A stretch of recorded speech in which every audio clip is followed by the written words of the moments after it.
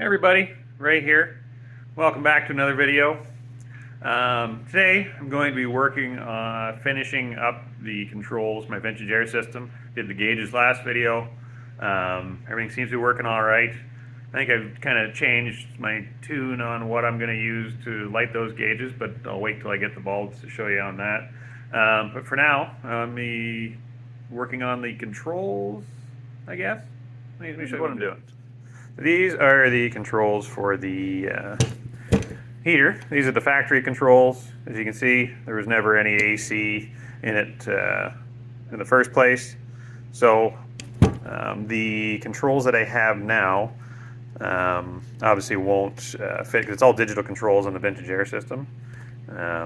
Everything you see here will be reused though, and I'll show you what I got to do that. So this comes with the kit.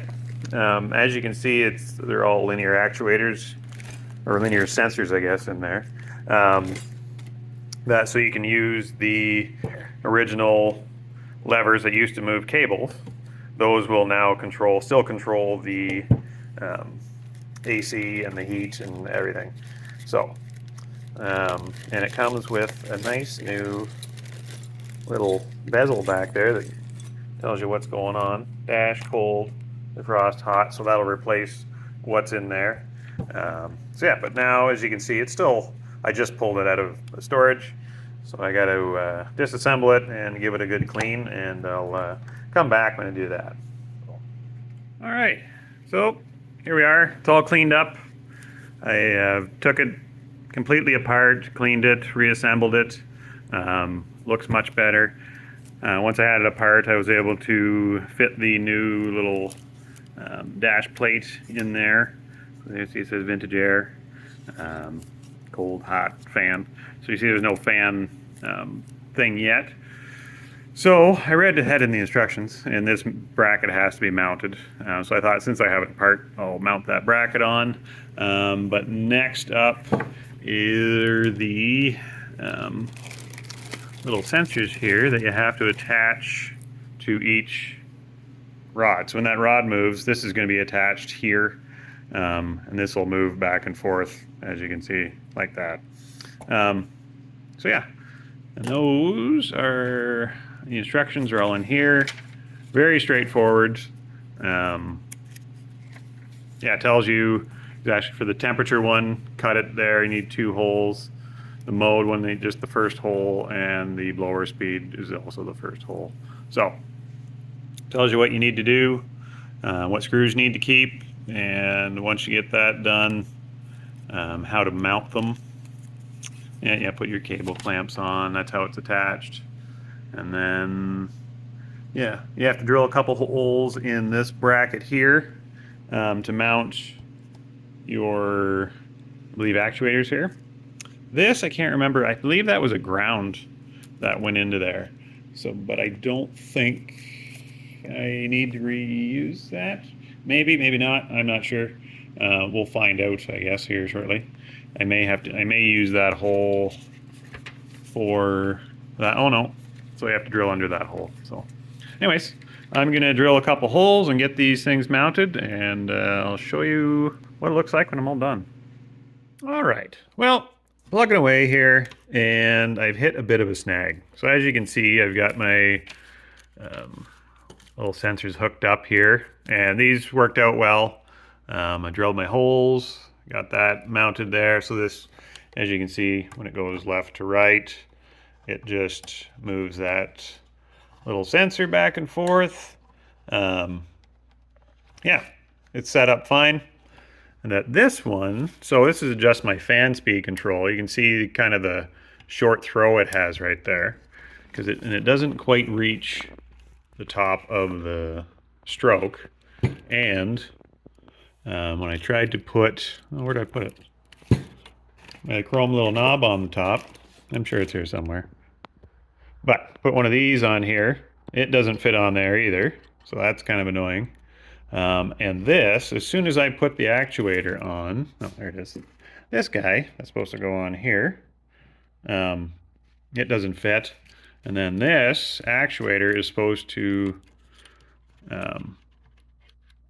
All right, actually, this little sensor here is supposed to fit right here, and that's supposed to go back and forth. Problem is, so this will fit here fine. So it's supposed to go like that, and then the swing back and forth, as you can see, it gets real short because that actually hits the plastic there on the end, and it doesn't even go all the way up to the top. So your stroke ends up being real short. Now in the manual it says that is supposed to be flush with the end of that sensor. As you can see, I got about an inch or more before you get flush. But it's not a super big deal. Like the throw on this one is pretty short. And then how it knows what your high and low stroke is you have to do a calibration procedure.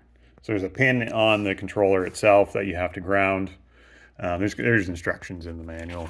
You put all the levers to one side in a certain position, you ground it, and then you move them, you swing them all the way to the other side, so it sets a high and low. So it's not really important that it's at one end or not. So it'll calibrate just as long as it knows where high and low is. It's just measuring a resistance in there, I assume. Yeah, same as these. These ones are a little more finicky because they do have a longer stroke. As you can see, they go almost all the way to one side of that to the other.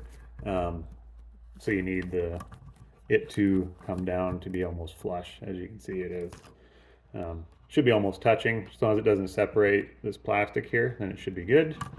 But this one, not quite as important, but I don't like how short the throw is. It'll make the fan really kind of sensitive to speed changes. So I think I'm going to take this off. Well, I got to take that off. I got to grind that down so it actually fits that little chrome piece. And then I'm going to maybe give this like a bend by a little 1/4 inch back and see how that goes. I can't go too much because then it gets too high. But yeah, I want my stroke length a little longer than that. So minor tweak. I wish that was kind of accounted for with the kit, but you know, can't win them all. So yeah, I'll come back after I do that. All right, so I got that sorted out. So I just gave this a little bit of a tweak back. So just bent a little bit back like that. I tapered that end so that fits on nice now. As you can see, at the very top of the stroke, that is just about touching, so that's perfect. And then when I go down to the bottom, you can see my little indicator in there. I go down to the bottom of the stroke, it's over here, top of the stroke, all the way up, so it's not touching either end. So that should calibrate fine. Now, there's no way this is going to get anywhere close to being there. Yeah, that should be okay. Yeah, I'll continue on doing my wiring, and that'll be it for the controls. Once I'm done this, I do have to mount a ground wire inside. So this is what you use for programming. So you just leave this ground wire hooked up, well, this to ground, leave this disconnected, and then when you have to program it, you plug it in to that programming wire, and then when you're done with it, it just hangs out there. Yeah, that'll be it once I get this tidied up, and I can get that installed. Okay, well, hit a bit of a snag. So, going to just slide this into the dash. As you can see, there's a giant cross member in the way. So I'm not sure what planet this actually fits. You know, it's made for a 69 Mustang, but obviously there's a cross member in the way. So I'm not sure what I'm going to do. I don't feel like cutting that, but I may have to, which is really annoying. Everything else seems to be all right. Like, that's just, there's no way to get, like, this barely gets in there to begin with. You can see the sensors back there. This would go in if that wasn't there. Like, it would fit in there nice, but it is there. So, which is really annoying. Don't want to wreck anything. You gotta be nice and gentle. So that is going to be a problem. I don't think that just bolts in either. No, that is a whole part of my dash. So I'll have to figure something out. I don't know what the repercussions are of cutting that out. I don't think like everything is fastened somewhere else. Like over here, there's a brace, and that ties that to the dash. And right here, there's a, you can see that ties that to the dash. So I don't know what that would actually do if I cut that out. I don't think much. So that might be just my best bet. Yeah, it's annoying. But, you know, it's what you do. Trying to customize an old car. So anyways, I'll see if I can get that removed, I guess. Or maybe I'll just take a peruse on the internet. Maybe I'm doing something wrong or something. Maybe there's an easy way. I don't know. See what happens. Okay. Well, it's a couple days later.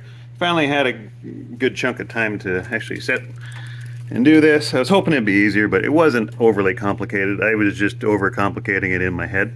I had to take those two linear potentiometers off the back. You can't even see it. Anyway, they're back there now. It's behind this bracket here. So I had to take them off and then reattach them after I put it in the car. And you can see they're working nice. Everything looks good. There's nothing binding back there, so that should be okay. It was just a real pain. The bottom one wasn't bad. I could actually get a nut driver on the back of it. This one here, you can kind of see, I just had to use a wrench. And it just took, you know, you get an eighth of a turn every time you tighten it up, but it went in.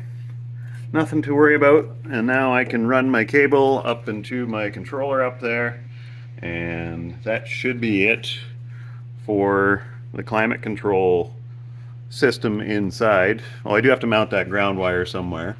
I guess you don't have to. It's just easy if I guess you got to reprogram it. I don't know why you would ever need to reprogram it. Maybe it loses if you kill the battery. I don't know. But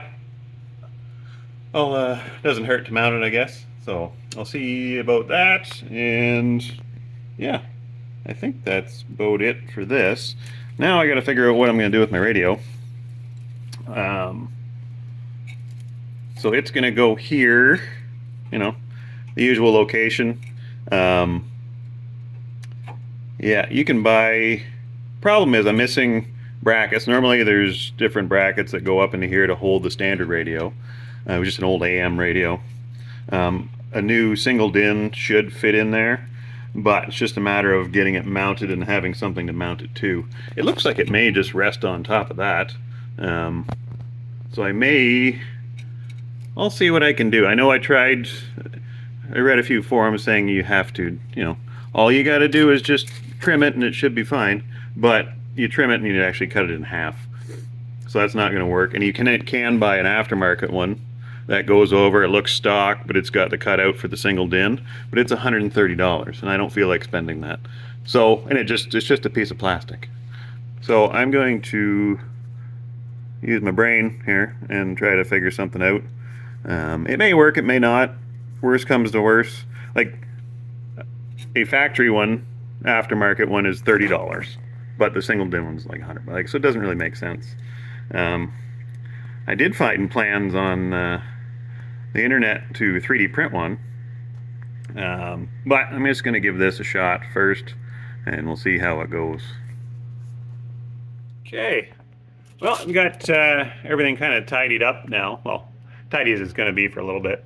I ran my speaker wires. So plans for the radio is I'm going to put some speakers in my fresh air vent holes. And I have a package tray that holds two 6x9s in the back. So I'm going to do that. So I ran my speaker wires. I have all my speakers for my radio just tucked away back in there.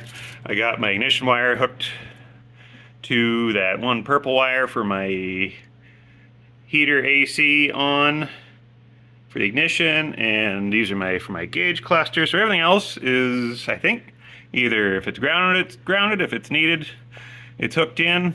So I have a couple dash lights yet, or one dash light I got to put in there yet. As far as the radio, I took another look at my original faceplate here. I think this was originally chrome along the edge. It's kind of beat up. It's just yellow now. Yeah, you can see what's left of the chrome there. Yeah, it's pretty well beat. But I took another look at the housing, I think it actually may fit if I trim it. I didn't think it would, but so that's what I'm gonna try. Like worst comes to worst, I'll have to make a piece anyway. I thought about just recreating this out of a chunk of steel or something, or a chunk of sheet metal. As you see, it's just flat on that side. It wouldn't be super difficult, I don't think. But if I got this and it'll hold, why not use it? So it'll save me some time. And so I'm going to trim that up. I have an oscillating saw I'm going to use. I'm just going to kind of trace around the edge where I need to cut. Should be just even with the edges all the way around. And I'll see how it looks when I'm done, I guess. All right, well, there it is. So I had to make some modifications to the case here, or the faceplate. It's just sitting crooked right now, but it was definitely too narrow. So I had to just kind of make the center expand. Let me show you what I did. Let me take that out and I'll show you what I did. All right, so yeah, so the inside is essentially the exact same size as what the old faceplate was. So I had a piece of plastic extra, and I just cut a piece off to match the old one. I glued it on top. I epoxied it at the top and the bottom. Yeah, then cut out that inside piece and just kind of made it look like that. That's essentially what you buy for 130 bucks, is that it looks just like that. Now it's probably a little better. The epoxy may be all right. I might slap a little more on. I'm going to scuff everything up and then give it a coat of paint as well, just because right now it just kind of looks like trash. It's gray plastic underneath. It was painted originally. So yeah, I'm going to try and clean that up and give it a little squirt of paint, and we'll see what happens. I might do some JB weld along the bottom. I'll see. I just use a regular Permatex epoxy on it. It's holding fine. I think once it's in, it'll be okay. It's going to mount here. And you have two screws, so it mounts right in. And then this frame, I can just kind of make a little more sturdy against the bottom and the top once it's in. But yeah, I'm going to clean it up and then give it a little paint job, and we'll go from there. Okay, well, it's a few days later. I was able to get this kind of cleaned up and painted. I think it looks pretty good myself. You can see where I kind of glued. So one thing I did do is you can see three little dots there. I just drilled a hole right through it and then just did a JB weld, kind of a plug in there. Did it on both sides. This edge is be covered with trim too, so you probably won't see a whole lot of it. The paint looks good. Everything turned out well on it. I'm happy. So while I was waiting for the paint to dry, which took a little bit, I decided to kind of move on to my next little thing, was finishing up the electrical up front here. So I was able to get my headlights wired in, these two. I don't have bulbs for the other side yet. But yeah, I run my horn wires. Just installed one horn here temporarily just to make sure I had enough wire for it to reach. Get my locations down. I haven't wired in obviously my turn signals or my parking lights on the front because I don't have that installed yet. I do have battery tray installed and a starter solenoid. That's a breaker for the vintage air system, and that's another breaker for my electric power steering. These are from the vintage air system. These are grounds.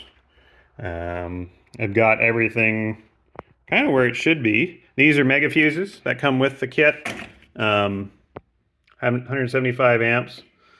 There's two of those, so the one side runs right inside to the fuse panel. I'll put that on in a minute. And this side will go to my alternator, so it's not hooked up to anything yet. So technically, I can now test I just have it temporarily grounded here to my frame. So now I can actually test out my wiring. Everything should work fine. I've isolated, anything that was 12 volt, like a hot wire inside that I wasn't using. I have it, um, I put a heat shrink over the end of it to make sure it wasn't going to short out, so it's going to stay there forever.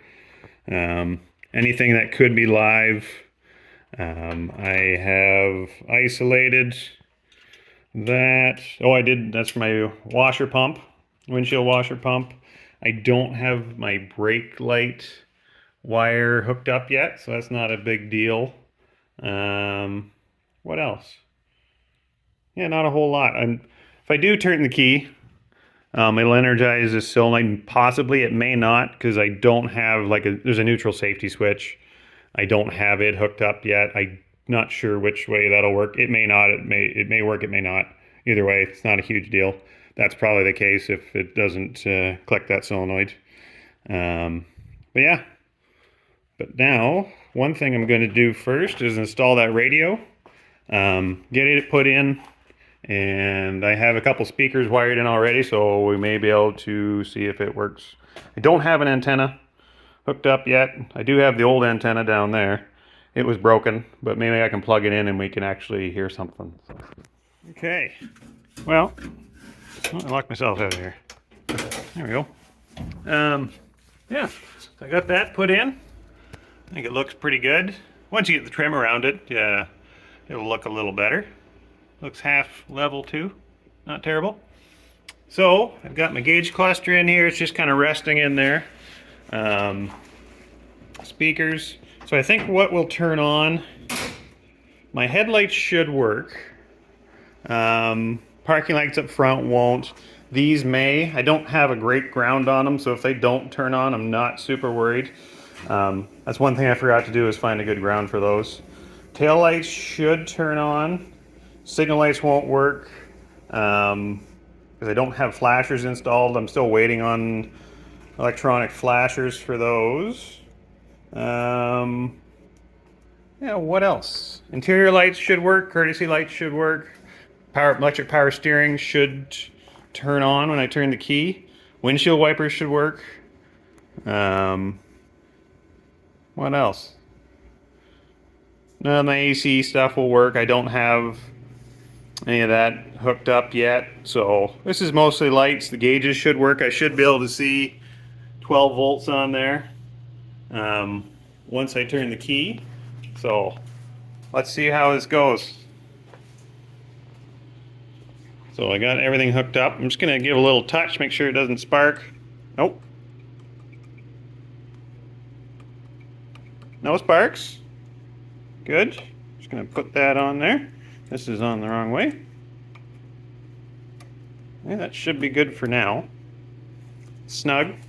So we'll see what happens when I turn the key. There's nothing making, I don't see any smoke, so that's good. Let me just check back here. There's nothing exposed back here, I don't think. What's that wire? Oh, that's for lights. So that, yeah, that's it for my, oh, what's that for? License plate light. So we'll make sure that's not touching anything. Those aren't hooked up. Check. Those are good. And here should be okay. Now, when I open this door, what's going to happen? Courtesy light should turn on. If I can find... How the hell do I get in here? Where am I? There I am. Well, that didn't do anything. Why is that not working? Oh, there we go. Apparently these brand new switches that just stick a little. So, that works. My lights underneath work, so that's a good sign. Now, let's see. I should have. I remember to put a fuse in for the radio. Let's find out. So, here we are. Oh, let me sit in here. So that. Okay, let me shut this light off on my phone. Hold on a second. Okay. So this. That voltmeter should turn. Yep, there we go. What's happening? Something moved. Oh, my wipers worked. They went back to home. That's low. See him moving there? It's good.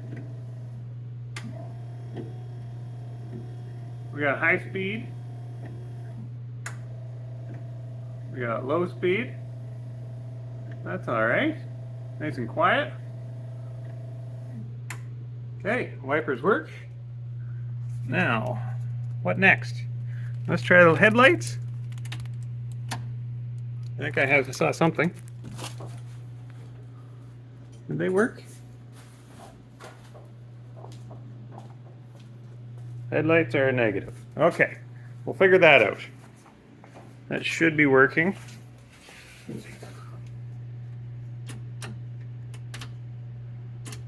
So, I will sort that out. Unless I don't have a fuse in there, that could be, I should have checked. But, voltage is still reading okay.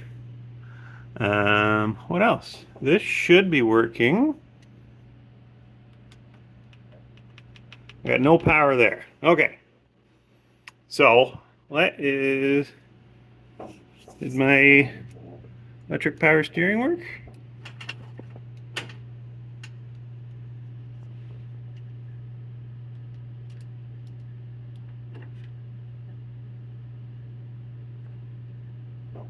Nope, I got nothing. Okay, didn't click.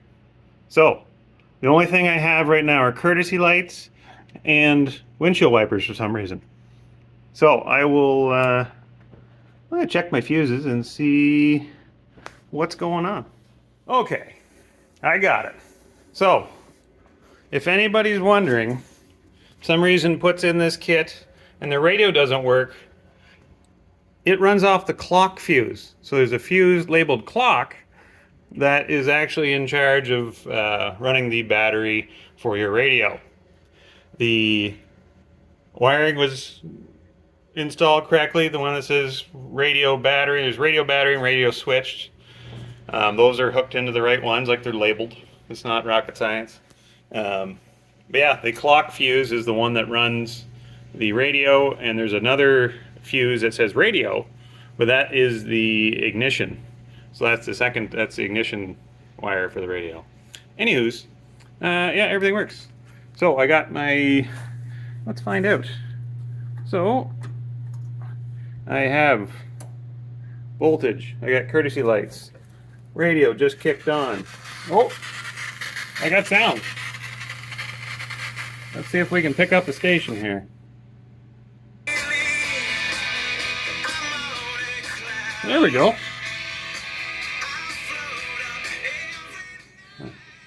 There, we got sound. We got no bass yet though. We'll sort that out. Anyway, that's good. Radio works. Yeah, what else? Dash lights, they turn on. Something's going on with my switch here. Everything seems to, I don't know if you can see that without the glare. Probably not. You can see the lights. Some reason when I actually turn the lights on, everything shuts off. My light down there works for my vintage air system. I found out why my headlights weren't working. It's because, oh yeah, tail lights work. One light bulb doesn't seem to work. I haven't sorted that out yet. The other one does. I don't think that ground is very good on that side, but these lights work. My headlights do work.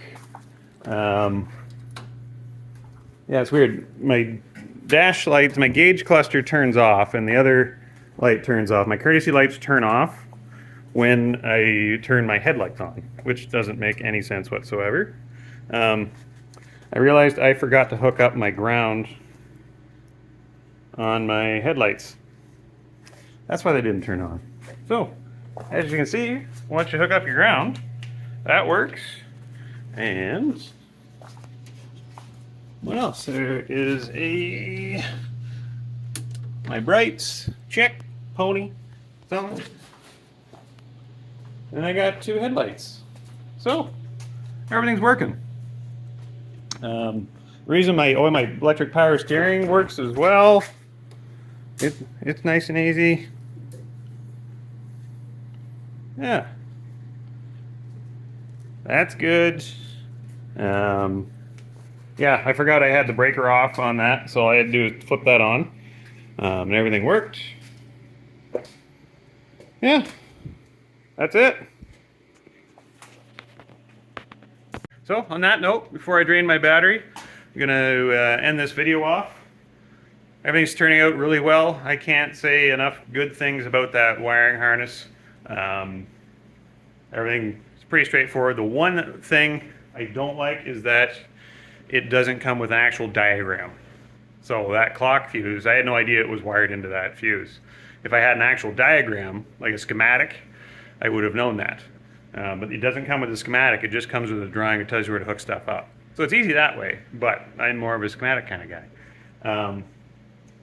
And big thanks, my friend Ron, for donating that radio to me, this project. It'll be much appreciated. Yeah, everything's coming along. So, thanks for watching, and I'll see you next video.